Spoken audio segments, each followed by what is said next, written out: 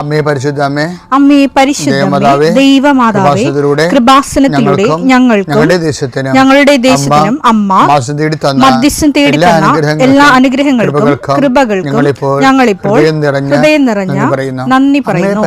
അമ്മേ പരിശുദ്ധമ്മേ ദൈവമാതാവേ, 2004 ഡിസംബർ 7 ഉച്ചകഴിഞ്ഞ് 2:30 കൃപാസനത്തിൽ സംഭവിച്ച അമ്മയുടെ പ്രത്യക്ഷപ്പെടലിനെ കുറിച്ച് തിരുസഭയ്ക്ക് സമർപ്പിച്ചിരിക്കുന്ന പഠനരേഖകളുടെ സഭാത്മകമായ പഠനം ആരംഭിക്കുവാൻ ഞങ്ങൾ പ്രാർത്ഥിക്കുന്നു. അമ്മേ പരിശുദ്ധമേ, ഭൂസ്വർലോകങ്ങളുടെ രാജ്ഞിയായ അങ്ങേയ്ക്ക് ഭൗമ സംരക്ഷണത്തിനായി പ്രപഞ്ചപ്രകൃതിയെ തന്നെ തിരുസഭ പ്രതിഷ്ഠിക്കുവാൻ ഈ പ്രത്യക്ഷീകരണം വഴി ഇടയാക്കണമേ. പരിശുദ്ധമേ, ജപമാല മാതാവേ, സകല കൃപാസനം പ്രാർത്ഥനയോടും ചേർത്ത് ഞങ്ങളിപ്പോൾ പ്രാർത്ഥിക്കുന്ന ഈ കുടുംബത്തിന്റെ പ്രത്യേക നിയോഗം മക്കളെ, അമ്മയുടെ പ്രത്യക്ഷീകരണത്തിന്റെ ഈ അനുഗ്രഹവേളയിൽ ഞങ്ങൾക്ക് സാധിച്ചു തരുവാൻ കനിയണമേ. ആമേൻ. വിശ്വാസ പ്രമാണം. സർവശക്തനായ പിതാവും ആകാശത്തിന്റെയും ഭൂമിയുടെയും സൃഷ്ടാവുമായ ദൈവത്തിൽ ഞാൻ വിശ്വസിക്കുന്നു. അവിടുത്തെ ഏകപുത്രനും ഞങ്ങളുടെ കർത്താവുമായ ഈശോമിശിഹായിലും ഞാൻ വിശ്വസിക്കുന്നു. ഈ പുത്രൻ പരിശുദ്ധാത്മാവിനാൽ ഗർഭസ്ഥനായി കന്യകാമറിയത്തിൽ നിന്ന് പിറന്ന് പൊന്തിയോസ് പീലാത്തോസിന്റെ കാലത്ത് പീഡകൾ സഹിച്ച് കുരിശിൽ തറയ്ക്കപ്പെട്ട് മരിച്ച് അടക്കപ്പെട്ട് പാതാളങ്ങളിൽ ഇറങ്ങി മരിച്ചവരുടെ ഇടയിൽ നിന്ന് 3-ാം നാൾ ഉയർത്ത് സ്വർഗത്തിലേക്ക് എഴുന്നള്ളി സർവശക്തിയുള്ള പിതാവായ ദൈവത്തിന്റെ വലതുഭാഗത്തിരിക്കുന്നു.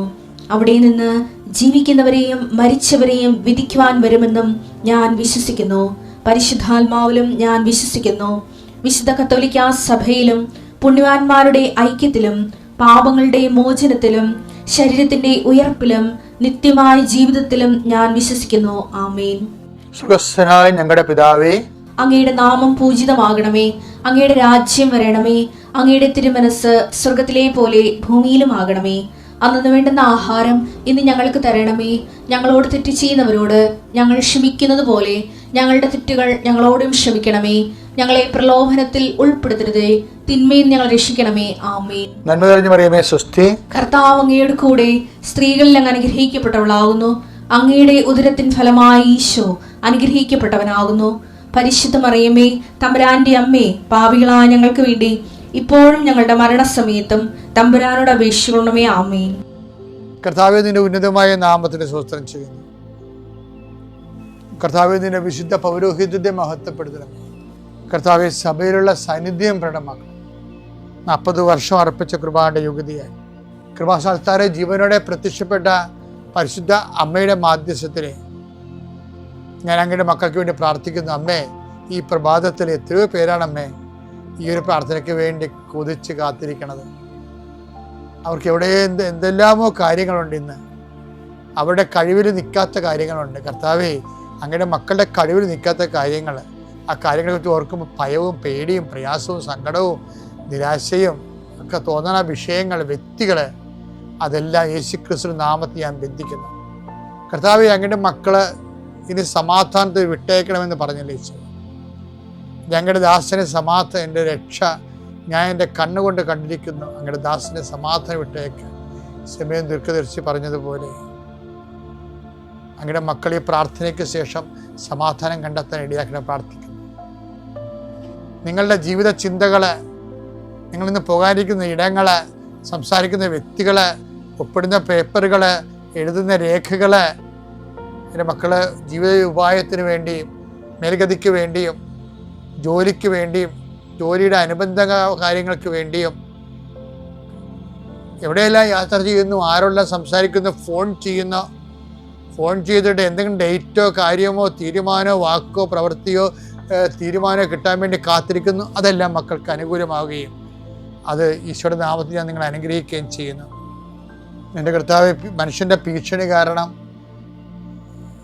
മനസ്സിന് സമാധാനം നഷ്ടപ്പെട്ടവർ, അവരെ നീ ഏത് ഭവനത്തിൽ പ്രവേശിച്ചാലും ആ ഭവന സമാധാന ആശംസ അർപ്പിച്ച കർത്താവേ, നിന്റെ നാമത്തിൽ നെഞ്ചിലും നെറ്റിലും മുദ്രവാങ്ങി നിന്റെ നാമത്തിൽ വിശ്വസിക്കുന്ന ഒരു മനുഷ്യനെയും ആരും ഭീഷണിപ്പെടുത്താൻ അനുവദിക്കരുത് കർത്താവേ. അവരെല്ലാം ശത്രുക്കളെ കാൺകെ വിരുന്നൊരുക്കുന്ന ദൈവത്തിൻ്റെ ശക്തിവിശേഷം നിനക്കായി വിരുന്നൊരുക്കട്ടെ. നിൻ്റെ എല്ലാ ശത്രുക്കളുടെ മുന്നിൽ നിത്യം പിതാവും പുത്രനും പരിശുദ്ധാത്മാവ് സർവേശ്വര എന്നേക്കും ആമേൻ.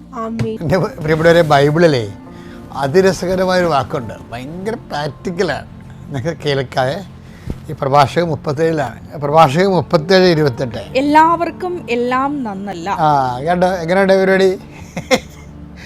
എല്ലാവർക്കും എല്ലാം നല്ലതല്ല. ഇത് ബൈബിൾ ഇത് വളരെ ആപ്ലിക്കബിളായിട്ട് ഫോളോ ചെയ്യുന്ന കോമൺ പ്രിൻസിപ്പിളാണ്. ഞാനൊരു ദിവസം ഉണ്ടല്ലേ, എൻ്റെ ഒരു അടുപ്പക്കാരനുണ്ടായിരുന്നു, ഒരു ഓൾഡ് മിനിസ്റ്റർ. അപ്പം അദ്ദേഹം ഒരു മാസം കൂടുമ്പോൾ ചുമ്മാ വിസിറ്റ് വരാം. വയസ്സനായി, പണ്ട് മന്ത്രിയായിരുന്നു, ഞാൻ വകുപ്പൊന്നും വേണ്ട, അപ്പോൾ ഞങ്ങൾ പിടിച്ചെടുക്കും. അപ്പോൾ ജസ്റ്റ് ചുമ്മാ എന്നെ കാണാൻ വരും. അപ്പം ഞങ്ങളിടയ്ക്ക് തമ്മിലൊക്കെ പ്ലാൻ ഇട്ടിട്ട് ഗവൺമെൻറ് ലെവലിൽ കുറേ യാത്രകൾ നടത്തിയിട്ടുണ്ട്. ഒരു ദിവസം ഞാൻ ഇദ്ദേഹത്തിന് വീട്ടിൽ ചെന്നപ്പോൾ ഇദ്ദേഹം വീടിൻ്റെ തെക്ക് വശത്തുള്ള, അതാണ് എൻട്രൻസ്, തെക്കോട്ട് ദർശനം, വീടിൻ്റെ ആ സിറ്റ് ഔട്ട് നിന്ന് തെക്കോട്ട് ഒരു 3 സ്റ്റെപ്പിട്ട എൻട്രൻസ്.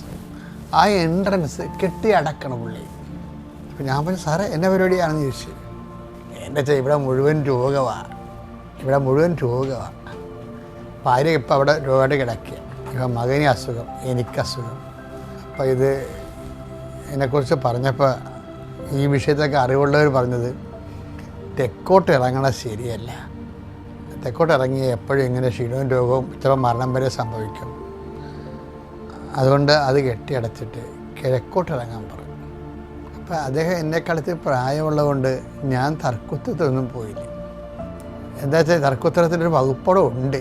എന്ന് സംഭവിച്ചു കഴിഞ്ഞാൽ, ഇപ്പം നമ്മുടെ ഈ സാറ് കിഴക്കോട്ട് ഇറങ്ങിയാലും കിഴക്ക് വേറെ ആൾക്കാരുടെ വീടും മതിലൊക്കെ, അതെനിക്കറിയാം. റോഡ് തെക്കുവശത്താണ്. ഇപ്പം കിഴക്കോട്ട് ഇറങ്ങിയാലും നമ്മൾ റോഡിലോട്ട് കയറുമ്പോൾ തെക്കോട്ട് തിരിയേണ്ടി വരും. അപ്പോൾ അത് പിന്നെ തെക്കോട്ട് തിരിയണമല്ല. അപ്പം ഞാൻ അതിനെക്കുറിച്ച് അദ്ദേഹത്തിൻ്റെ പ്രായവും പിന്നെ അല്ല, ഞാൻ മറ്റുള്ളവരുടെ വിശ്വാസത്തെ മാനിക്കുന്ന ഒരാളാണ് പൊതുവെ.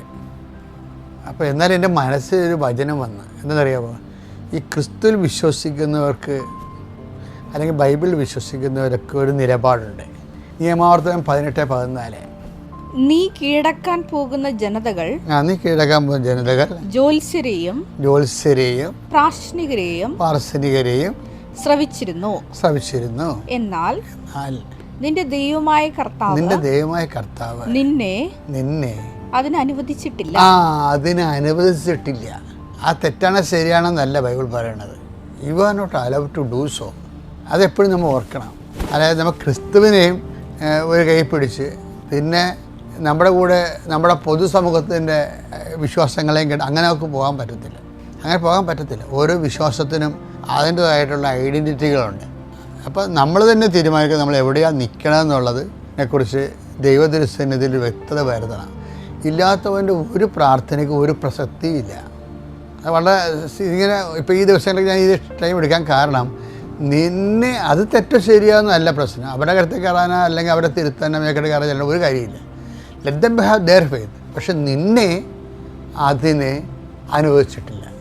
When you receive the faith of the Bible and its revelation, കർത്താവിൻ്റെ വെളിപാട് നീ ഫോൺ ചെല്ലുമ്പോൾ നിനക്ക് ദൈവത്തിൻ്റെ വചനങ്ങളാണ് നിൻ്റെ വഴികാട്ടി. അതിനെതിരെ വരുന്ന ഒരു സാധനത്തിൻ്റെ നിങ്ങൾ പോയി തലവെച്ചാൽ ഒരു ഗുണം ഉണ്ടാകത്തില്ലെന്ന് തന്നെയല്ല, നീ അത് കൺഫ്യൂഷനാണ്. വിരുദ്ധാഹാരം കഴിക്കുമ്പോൾ ഉണ്ടാകുന്ന ചില ആൾക്കാർ പറഞ്ഞേ മീനും മോരും കൂടി കഴിച്ചു കഴിഞ്ഞാൽ വെള്ളപ്പാടം ഉണ്ടാകുമെന്ന് പറയും. അത് കുറേയൊക്കെ ശരിയാണ്, വൈദ്യശാസ്ത്രപരമായിട്ട് ശരിയാണത്. അപ്പോൾ അതുകൊണ്ട് ചുമ്മാ വിശ്വാസികളുടെ കൂട്ടത്തിൽ കുറേ വെള്ളപ്പാണ്ടുകാരുണ്ട്. അവർ വിരുദ്ധാഹാരം കഴിച്ച് വെള്ളപ്പാണ്ടാകണതാണ്. അപ്പോൾ അതുകൊണ്ട് ബൈബിളിൻ്റെ ഈ കൃത്യമായ സ്റ്റാൻഡിങ് ഇൻസ്ട്രക്ഷൻ ഉണ്ട് ഈ വിഷയത്തിൽ. അതുകൊണ്ടാണ് ഈശോ പറഞ്ഞത്, ഞാനാകുന്നു വഴി, ഞാനാണോ സത്യം, ഞാനാണ് ജീവൻ. നീ അതല്ലേ ഫോളോ ചെയ്യണത്. അപ്പോൾ അത് തന്നെ ഫോളോ ചെയ്യുമ്പോഴാണ് ഇപ്പോൾ നമ്മൾ ചിലർ പറയുകയല്ലേ, for best result use Eveready battery. അത് കമ്പനിക്കാരെങ്ങനെ പറയണത്, അവിടെ ആ ടോർച്ചിൻ്റെ ആ പ്രകാശം സമ്പൂർണ്ണമായിട്ട് കിട്ടണമെങ്കിൽ അതിനുവേണ്ടി ഡിസൈൻ ചെയ്തിരിക്കുന്ന അവരുടെ ബാറ്ററി ഉണ്ട്. അതാണ് വിഷയം. അല്ലാതെ എവറഡി ബാറ്ററി എടുത്ത് കൊണ്ടുപോയി തോഷ ഇടുകയോ അല്ലെങ്കിൽ റേഡിയോ ബാറ്ററി വെക്കുകയോ ചെയ്ത് കഴിഞ്ഞാൽ കമ്പനിക്കാരെ ഉത്തരവാദിത്വമല്ല. ഇതൊക്കെ ഒരു ഉദാഹരണം മാത്രമേ ഉള്ളൂ. ഈ ഉദാഹരണത്തിനും ഉപമകൾക്കും ഒക്കെ അതിൻ്റെതായിട്ടുള്ള ലിംബൻ ഡെഫ്നെസ് ഉണ്ടാവും. എങ്കിലും പെട്ടെന്ന് കാര്യം മനസ്സിലാക്കാൻ വേണ്ടി ഞാൻ പറഞ്ഞതേ ഉള്ളൂ. അപ്പോൾ വിശ്വാസത്തിൽ നീ ഷാർപ്പനാവുക. ബാക്കിയുള്ളതെല്ലാം ദൈവത്തിൻ്റെ കയ്യിൽ നിന്നാണ്. ആ ദൈവം നിന്നോട് സത്യസന്ധത പ്രവർത്തിക്കുകയും ചെയ്യും. എൻ്റെ പേര് സജിമോൾ. ഞാൻ തിരുവനന്തപുരം ജില്ലയിൽ നെയ്യാറ്റിൻകര രൂപതയിൽ ഹോളി ഫാമിലി ചർച്ച് മുള്ളവിള ഇടവക അംഗമാണ്. ആദ്യമായി ഞാൻ ഓൺലൈൻ ഉടമ്പടിയാണ് ഞാൻ ആദ്യമായി എടുത്തത്. യൂട്യൂബിൽ വൈദികരുടെ പ്രസംഗങ്ങൾ കേൾക്കുക എൻ്റെ പതിവായിരുന്നു. അപ്പോൾ എനിക്ക് ധ്യാന കേന്ദ്രങ്ങളിലൊക്കെ പോകുന്നതിനോട് വലിയ താല്പര്യമില്ല. ഇടവകയിൽ പോയിരുന്ന് ഞങ്ങളുടെ ഇടവക പള്ളിയിൽ പോയിരുന്ന് പ്രാർത്ഥിച്ചാൽ മതി എന്നാണ് എല്ലാവരോടും പറയുന്നത് തന്നെ. അങ്ങനെ ഒരു ദിവസം യൂട്യൂബിലെ വൈദികരുടെ പ്രസംഗം കേട്ടുകൊണ്ടിരുന്നപ്പോഴത്തേക്കും ഇവിടുത്തെ ജോസഫ് അച്ഛൻ്റെ പ്രസംഗം ജസ്റ്റ് ഒന്ന് കേൾക്കുകയും പക്ഷേ ഞാനതങ്ങ് കാര്യമാക്കാതെ വിടുകയും ചെയ്തു. പക്ഷേ അന്ന് എനിക്ക് കിടന്നപ്പോഴത്തേക്കും ഈ അച്ഛൻ്റെ പ്രസംഗം തന്നെ അച്ഛൻ്റെ മുഖം തന്നെ ഇങ്ങനെ കയറി വന്നു മനസ്സിൽ. അപ്പോൾ എനിക്ക് എന്താണെന്ന് അറിയണമെന്ന് അന്നൊരാഗ്രഹം തോന്നി. പിറ്റേന്ന് രാവിലെ ഞാൻ എഴുന്നേറ്റ് ആദ്യം തന്നെ ഇതെന്താണ് അച്ഛൻ പറയുന്നതെന്നും ഇതെവിടുത്തെ അച്ഛനാണെന്നും ഞാനൊന്ന് നോക്കിയപ്പോൾ എനിക്ക് കൂടുതൽ അറിയണമെന്ന് തോന്നി.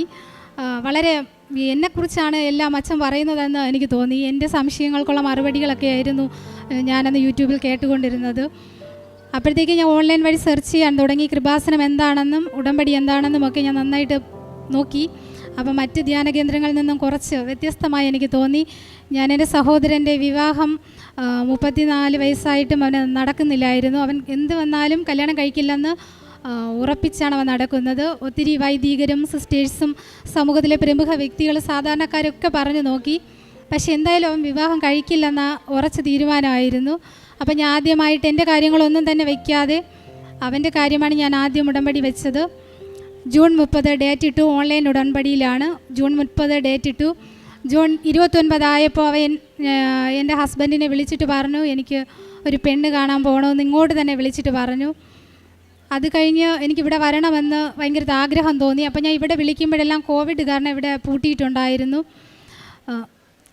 എന്നാലും ഞാൻ ഇവിടെ വിളിച്ചപ്പോൾ അവർ പറഞ്ഞു അവിടെ ആൾ കയറ്റില്ല, പൂട്ടിയിട്ടുണ്ടെന്ന് പറഞ്ഞെങ്കിലും എനിക്കൊരു 3-4 ദിവസമായിട്ട് ഉറങ്ങാൻ പറ്റാതെ ഇവിടെ വരണമെന്ന് എന്നെ വലിയ ആഗ്രഹം തോന്നിക്കൊണ്ടിരുന്നു.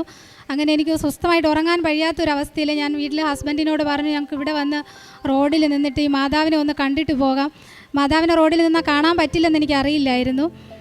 അങ്ങനെ ഞങ്ങൾ വീട്ടിലെ 4 പേരും കൂടി അന്ന് കാർ എടുത്തിട്ട് ഇവിടെ കയറ്റില്ലെന്ന് പറഞ്ഞിട്ടും ഞങ്ങൾ വന്നു. ഇവിടെ വന്നപ്പോഴത്തേക്ക് ഞങ്ങളുടെ ഫ്രണ്ടിൽ നിന്ന് മാതാവ് ഞങ്ങളുടെ കാറ് വലിച്ചു കൊണ്ട് വരുന്നത് പോലെയാണ് തോന്നിയത്. കാരണം ഒരിക്കൽ പോലും വഴി തെറ്റുകയോ ഞങ്ങൾക്ക് വിശപ്പ് പോലും അനുഭവപ്പെടുകയോ ചെയ്തില്ല. ഇവിടെ എങ്ങനെയെങ്കിലും വന്നാൽ മതി എന്നുള്ള ഒറ്റ ഇതായിരുന്നു. അങ്ങനെ ഇവിടെ വന്നപ്പോഴത്തേക്കും അവിടെ സെക്യൂരിറ്റി നിൽപ്പുണ്ട്. സെക്യൂരിറ്റിയോട് ഞാൻ ചോദിച്ചു ഞങ്ങൾക്ക് അകത്ത് കയറാമോ എന്ന് ചോദിച്ചു. അദ്ദേഹം ഒന്ന് പറഞ്ഞു. ഉടമ്പടി എടുക്കാമോ എന്ന് ചോദിച്ചു. ഒന്ന് പറഞ്ഞു. അങ്ങനെ ഞാൻ ഇവിടെ വന്നു. ഒക്ടോബർ 3-ാം തീയതി ഒരു 2:30 അന്ന് ഇവിടെ ഓടി എൻ്റെ വെപ്രാളവും ഓട്ടവും കണ്ടിട്ട് അവിടെ ഒരു ബ്രദർ ചോദിച്ചു ഭക്ഷണം കഴിച്ചോ എന്ന് ചോദിച്ചു. പക്ഷേ എനിക്ക് അതൊന്നുമല്ല, ഉടമ്പടി എടുക്കണമെന്നായിരുന്നു. ഞാൻ വളരെ വേഗം തന്നെ ഉടമ്പടി എടുത്തു. ഒരുപാട് ജീവിതത്തിൽ കുറേ പ്രശ്നങ്ങളൊക്കെ വെച്ചിട്ടാണ് ഉടമ്പടി എടുത്തത്. അവൻ്റെ വിവാഹത്തിനിടയ്ക്ക് തടസ്സം വന്നു. അപ്പോൾ ഞാൻ ഡിസംബർ 30 ഇവിടുന്ന് ഡേറ്റ് ഇട്ട് ഉടമ്പടി എടുത്തിട്ട് പോയി. ഡിസംബർ 30 മുൻപ് വിവാഹം നടക്കണമെന്ന്. ഞങ്ങൾ ഇവിടെ നിന്ന് കാറിൽ കയറി കുറച്ചെത്തിയപ്പോഴത്തേക്കും വലിയൊരു സാധാരണ ഞാൻ മഴവില്ല് കാണുക വളരെ ദൂരെ ഒരു കുഞ്ഞായിട്ടാണ് മഴവില്ല് കാണുക. റോഡിൽ മുഴുവനായും വലിയ ഞങ്ങളെ ക്രോസ് ചെയ്തൊരു മഴവില്ല്. അപ്പോൾ എനിക്ക് പെട്ടെന്ന് പഴയ നിയമത്തിലെ മഴവില്ല് കാണുമ്പോൾ ഞാൻ നിങ്ങളുമായിട്ടുള്ള ഉടമ്പടി ഓർക്കുകയും നിങ്ങളെ ഞാൻ ഒരിക്കലും നശിപ്പിക്കുകയില്ലെന്നുള്ള ഒരു തന്നെ മനസ്സിൽ കയറി വന്നു. വളരെ സന്തോഷം തോന്നി. സത്യം പറഞ്ഞാൽ അന്ന് തൊട്ട് ഞങ്ങൾ എത്രയും ദിവസം ഇതിനു മുന്നേയൊക്കെ വരാതെ നഷ്ടപ്പെടുത്തിയ ദിവസങ്ങൾ നേരത്തെ വരേണ്ടതായിരുന്നു എന്നാണ്. അത്രയ്ക്ക് അനുഭവങ്ങളാണ്. അതിനുശേഷം കറക്റ്റ് ആ പെൺവീട്ടുകാരെ ഞാനിവിടെ ഉടമ്പടിയിൽ ഡിസംബർ 30 ഡേറ്റ് വെച്ചതൊന്നും അവർക്കറിയില്ല.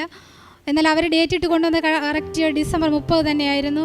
വിവാഹം കഴിഞ്ഞു, നല്ല ഭംഗിയായി ജീവിക്കുന്നു. അത് കഴിഞ്ഞ് എൻ്റെ ഹസ്ബൻഡ് കാർപ്പൻ്ററാണ്, പണിയെടുത്ത് ചെയ്യുന്നതാണ്.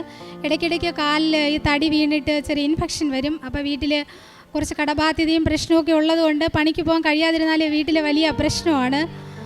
അങ്ങനെ ലാസ്റ്റ് ഇൻഫെക്ഷൻ വന്ന സമയത്ത് ഞാൻ നന്നായിട്ട് പ്രാർത്ഥിച്ചു. ഒരാഴ്ചയായിട്ടും ഇൻഫെക്ഷൻ മാറിയില്ല. പിന്നെ അടുത്ത ദിവസം മുതൽ പണിക്ക് പോയില്ലെങ്കിൽ വീട്ടിൽ വലിയ കഷ്ടമാവുന്ന അവസ്ഥയായി. അപ്പോഴത്തേക്ക് എന്നോട് പറഞ്ഞ് വേദന സഹിച്ചിട്ട് ഞാനൊന്ന് പോയി നോക്കട്ടെ, പണി ചെയ്യാൻ പറ്റുകയാണെങ്കിൽ ചെയ്യാമെന്ന് പറഞ്ഞു പോയി. അപ്പോഴത്തേക്കും ഞാൻ ഈ പ്രത്യക്ഷീകരണ പ്രാർത്ഥന ചൊല്ലി 7 പ്രാവശ്യം വീടിനകത്ത് മുട്ടുകുത്തി നടന്നു. ഹസ്ബൻഡിനെ പണി ചെയ്യാനുള്ള കഴിവ് കിട്ടണമെന്നും ഞങ്ങളുടെ കുടുംബത്തെ അതിലൂടെ സംരക്ഷിക്കണമെന്നും പറഞ്ഞ് പ്രാർത്ഥിച്ചു. 7ാമത്തെ പ്രാവശ്യമായപ്പോൾ എൻ്റെ മുട്ടൊക്കെ പക്ഷേ മുറിഞ്ഞിട്ടുണ്ടായിരുന്നു. അതിനുശേഷം ഹസ്ബൻഡിന് പണിയാൻ പറ്റി. ഇതുവരെയും അതിനുശേഷം അങ്ങനെ ഒരു ഇൻഫെക്ഷൻ ഉണ്ടാവുകയോ യാതൊരുവിധ പ്രശ്നം ഉണ്ടാവുകയോ ചെയ്തിട്ടില്ല. അതുപോലെ മോൾക്ക് 10ാം ക്ലാസ്സിലായിരുന്നു. അവൾ ഫുൾ A+ കിട്ടാൻ ഞാൻ ഇവിടെ വന്ന് പ്രാർത്ഥിച്ചിരുന്നു. അവൾ എല്ലാ എക്സാമിനൊക്കെ പോകുമ്പോഴേ ഫൈനൽ എത്തില്ല. ലാസ്റ്റ് ചെറിയ പോയിൻറ്റിൻ്റെ വ്യത്യാസത്തിലൊക്കെ അവൾക്ക് പോകും. പള്ളിയിലെ എക്സാമിനായാലും രൂപത എല്ലാം എവിടെ പോയാലും. അപ്പോൾ അവൾ മാത്സിന് അല്പം പാടാണ്. അവൾക്ക് മാത്സ് പഠിക്കാനായിട്ട് അതിന് A+ കിട്ടാൻ പാടാണെന്ന് എനിക്ക് തോന്നി. ഞാൻ ഇവിടെ വന്ന് പ്രാർത്ഥിച്ചുകൊണ്ടിരുന്നപ്പോൾ എനിക്ക് തോന്നി അവളോട് ബൈബിള് ഫുള്ളായും വായിച്ച് എക്സാം കഴിഞ്ഞ റിസൾട്ട് വരുന്നതിന് മുന്നേ ബൈബിള് ഫുള്ളായി വായിച്ച് തീർക്കാൻ പറയണമെന്ന് തോന്നി. ഞാൻ അവളോടത് പറയുകയും അവൾ എക്സാം വരുന്നതിന് 2 ദിവസം കിടന്നപ്പോഴത്തേക്കും ബൈബിള് ഫുള്ളും വായിച്ച് പൂർത്തിയാക്കുകയും ചെയ്തു. റിസൾട്ട് വരുന്ന സമയത്ത് നമ്മൾ ബഹുമാനമുള്ള മന്ത്രി ഇങ്ങനെ റിസൾട്ട് പറഞ്ഞുകൊണ്ടിരുന്നപ്പോൾ മുൻ വർഷങ്ങളിൽ 1.25 ലക്ഷം കുട്ടികൾക്ക് ഫുൾ A+ ഉണ്ടെന്നും ഇപ്പോൾ 44,000 കുട്ടികൾക്ക് മാത്രമായി അത് ചുരുങ്ങുകയും ചെയ്തു എന്ന് പറഞ്ഞപ്പോൾ എനിക്ക് ചെറിയൊരു പേടി തോന്നി. അപ്പോൾ പെട്ടെന്ന് എന്നോട് ആരോ ചോദിക്കുന്ന പോലെ തോന്നി, 44,000 പേരിൽ ആ കുട്ടികളിൽ നിൻ്റെ മോളുണ്ടെന്ന് നീ വിശ്വസിക്കുന്നുവോ? ഞാൻ പെട്ടെന്ന് പറഞ്ഞു, കർത്താവേ ഞാൻ വിശ്വസിക്കുന്നു, എൻ്റെ അവിശ്വാസത്തെ പ്രതി ക്ഷമിക്കണമേ എന്ന് പറഞ്ഞു. ഉടൻ തന്നെ ഞങ്ങൾക്ക് റിസൾട്ട് പറഞ്ഞു തന്ന വേറൊരു ചേച്ചിയാണ്. ആ ചേച്ചി റിസൾട്ട് വന്നപ്പോൾ ഫുൾ A+ ഉണ്ടെന്ന് പറയുകയും ഞങ്ങൾ ഉടൻ തന്നെ റിസൾട്ട് ആരോടും പറയാതെ കൃപാസന മാതാവിൻ്റെ മുന്നിൽ ഒരു ജപമാല പറയാമെന്ന് പറഞ്ഞിരുന്നു അവൾ.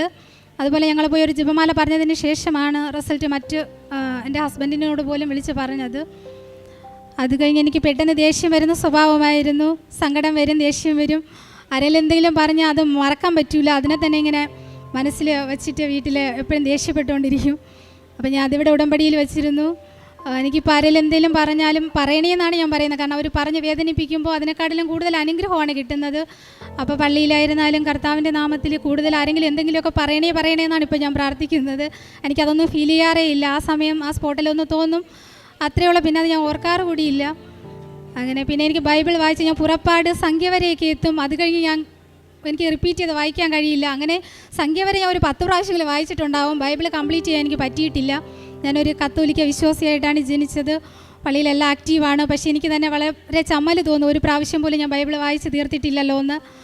അങ്ങനെ ഞാൻ ഇവിടെ വന്ന് അതൊരു ഉടമ്പടിയിൽ വെച്ചു. കൃത്യമായിട്ട് എനിക്ക് അത് ബൈബിൾ വളരെ ഭംഗിയായി അതിലിങ്ങനെയൊക്കെ ഉണ്ടോ എന്ന് ചിന്തിക്കുന്ന രീതിയിൽ ആഴമായിട്ട് അതൊക്കെ വായിക്കാനൊക്കെ എനിക്ക് സാധിക്കുന്നു. പൂർണ്ണമായിട്ട് വായിച്ച് തീർക്കുകയും ചെയ്തു. റിപ്പീറ്റ് ചെയ്യാനും സാധിക്കുന്നു. അത് കഴിഞ്ഞ് ഒന്ന് പറയാനുള്ളത്, ഞാനിവിടെ വന്നിട്ട് കൃപാസനത്തിൽ വന്ന് പോയി ഞാൻ പത്രമൊക്കെ കൊടുത്തു കഴിഞ്ഞപ്പോൾ കുറച്ച് പേർക്ക് ഇവിടെ വരണമെന്ന് തോന്നി. എന്നോട് പറഞ്ഞു, എന്നെ ഞങ്ങളെ കൊണ്ടുപോകുമോ എന്ന് ചോദിച്ചു. അങ്ങനെ ഒരു ചെറിയ വണ്ടിയിൽ കുറച്ച് ആൾക്കാരുമായി വന്നു. ഇപ്പോൾ ഒരു മാസത്തിൽ ഒരു 2 പ്രാവശ്യം വരെ എനിക്ക് വരാൻ കഴിയുന്ന കുറേ ആൾക്കാരുമായി ഞങ്ങളൊരു ഗ്രൂപ്പ് തന്നെ. കാരുണ്യ പ്രവൃത്തികൾ ചെയ്യുന്നത് എനിക്ക് വലിയ ഇഷ്ടമായിരുന്നു. പക്ഷേ എനിക്ക് നിങ്ങളോട് പറയാനുള്ളത്, നിങ്ങൾ ആരെങ്കിലും കാരുണ്യ പ്രവൃത്തികൾ ചെയ്യുന്നുണ്ടെങ്കിൽ അത് സത്യം പറഞ്ഞാൽ നിങ്ങൾക്ക് ദൈവം തരുന്ന ഒരു അനുഗ്രഹമാണ്.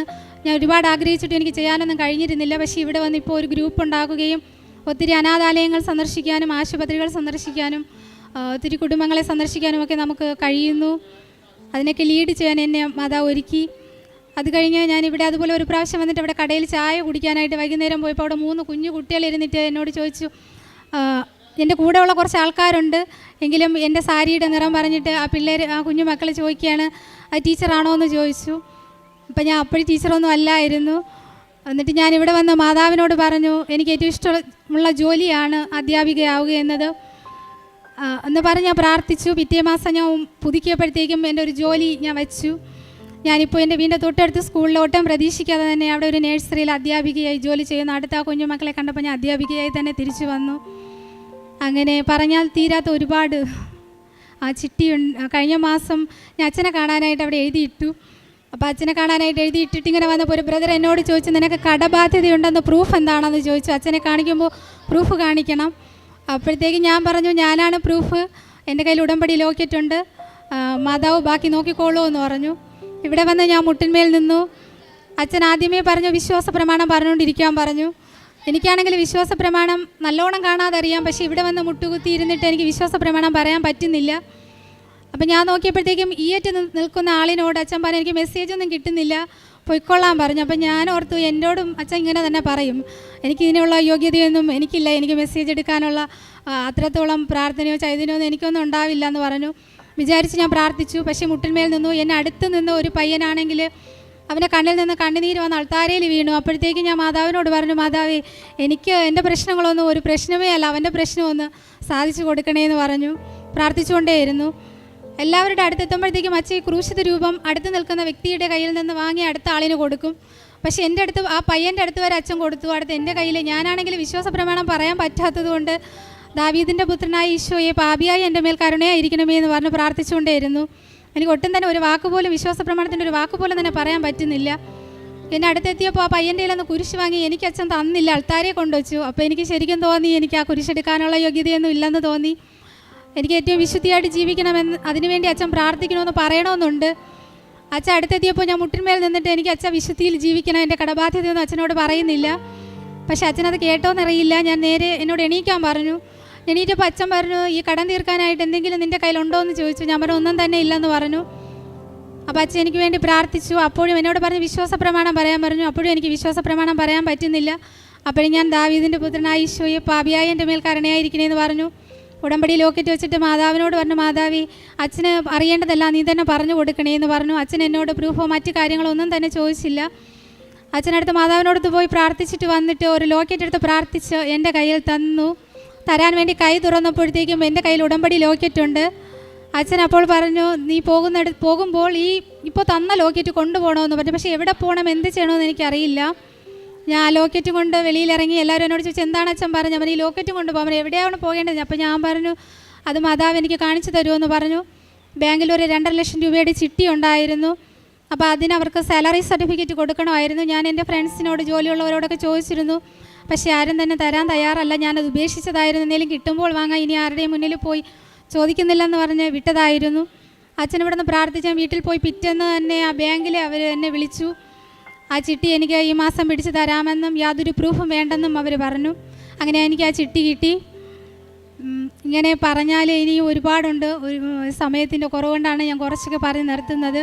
പിന്നെ എനിക്ക് പറയാനുള്ളത്, ഈ ലോകത്തിൽ ആരെങ്കിലും നഷ്ടപ്പെട്ടു പോകുന്നെങ്കിൽ അതിന് ഉത്തരവാദി നമ്മളിവിടെയാണ്. കാരണം നമ്മൾ കൃപാസനത്തെക്കുറിച്ച് അവരോട് പറഞ്ഞു കഴിഞ്ഞാൽ ഒരിക്കൽ തന്നെ ഒരു വ്യക്തി നഷ്ടപ്പെട്ടു പോകില്ല. ആരൊക്കെങ്കിലും, നിങ്ങളൊക്കെ ഇവിടെ ഒരുപാട് പേരിന്ന് കരയുന്നതൊക്കെ കാണുമ്പോൾ ഞാൻ വിചാരിക്കും, നിങ്ങളെല്ലാവരും മാതാവ് ഒരു ദിവസം ഇവിടെ ചിരിച്ചുകൊണ്ട് വന്ന് നിൽക്കും, ഉറപ്പാണ്. ഞാനാണ് അതിന് ഏറ്റവും വലിയ പ്രൂഫ്. എനിക്ക് ഏറ്റവും സന്തോഷത്തോടെ ഇവിടെ നിന്ന് സാക്ഷ്യം പറയണമെന്നാണ്. ഒരിക്കൽ പോലും കരയാതെ വളരെ ഹാപ്പിയായി നിന്ന് സാക്ഷ്യം പറയണമെന്നായിരുന്നു എൻ്റെ ആഗ്രഹം. എനിക്ക് അതിന് ഇത്രത്തോളം സാധിക്കുമെന്ന് ഞാൻ കരുതിയതല്ല. പക്ഷേ എനിക്ക് എന്നെ ദൈവം അതിനൊരുക്കി. മാതാവിനും ഈശോയ്ക്കും 1000 നന്ദി.